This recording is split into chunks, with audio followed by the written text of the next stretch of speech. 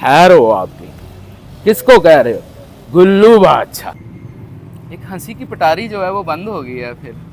और ऐसे इंसान बार बार दुनिया में कहाँ आते हैं, इतने प्यारे, इतने नफीस इंसान, इतने नफीस इंसान। मैं आपको बताऊं कि मैं 20 साल से ताल्लुक़ है उनके साथ, 20 साल ताल्लुक़ रहा। तो अभी जब अमेरिका से वापस आ रहे थे तो मुझे सबसे पहले उन्होंने मैसेज किया कि भाई मैं आ रहा हूँ, तो मैंने इंटरव्यूज़ वगैरह करने हैं, टेलीविज़न पे जाके शोज़ करने हैं, तो तुम ज़रा सबको बता दो।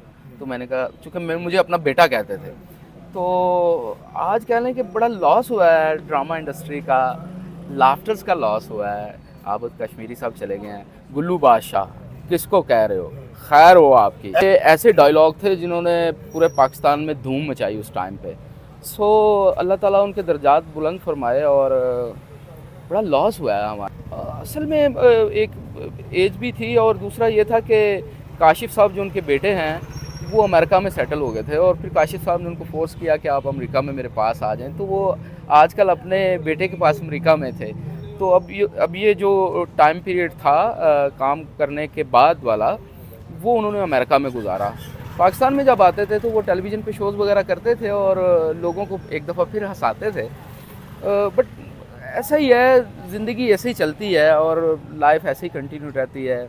लोग आते हैं चले जाते हैं, लेकिन ऐसे नगीने लोग, ऐसे हसीन फ़नकार ये कभी कभी पैदा होते हैं। हम लोग स्ट्रगल पीरियड था उस टाइम पे, तो पैसे इतने नहीं थे मिलते थिएटर पे। तो मैं नया नया लाहौर आया था, तो उस दिन मुझे पैसों का पूछते थे कि हाँ भाई कोई किराया शराया है, जिस दिन नहीं होता था। तो मुझे आज तक ये समझ नहीं है कि उनको कैसे पता चलता था कि आज पैसे नहीं। ख़ास तौर पे उस दिन पूछते थे जिस दिन मेरी पॉकेट खाली होती थी।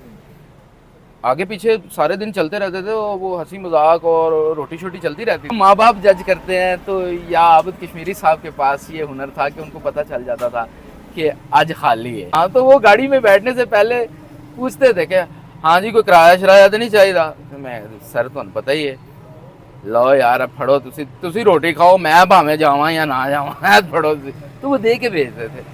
तो आज उनकी ये बातें याद आती हैं तो दिल दुखी होता है।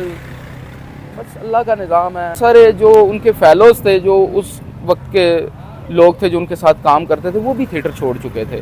और कश्मीरी साहब जो थे वो बड़ा साफ़ सुथरा, बड़ा बेहतरीन और मज़ेदार काम करने वाले लोग थे। मतलब वो इस तरह का वल्गैरिटी वाला या जेन्युइन अदाकार थे, और उन्होंने सही मानों में हंसाया है लोगों को। और ऐसे फनकार थे जो कम बात करके हंसा देते थे। तो ऐसे लोग कहाँ आते हैं? ऐसे आर्टिस्ट तो सदियों में पैदा होते हैं जी। अभी काशिफ साहब जो उनके बेटे हैं अमेरिका में हैं, जो वो इंशाल्लाह ताला मेरा हाल है कल तक आ जाएंगे। तो माना बहुत बड़ा उस्ताद है, सीखने सिखाने का अमल जो है वो जारी ही रहेगा। जो सीखने वाले हैं वो कहीं ना कहीं से कतरा कतरा करके दरिया इकट्ठा करेंगे, और ये सिलसिला तो चलता रहेगा और ज़माना आगे बढ़ता रहेगा। खैर हो आपकी, किसको कह रहे हो, गुल्लू बादशाह।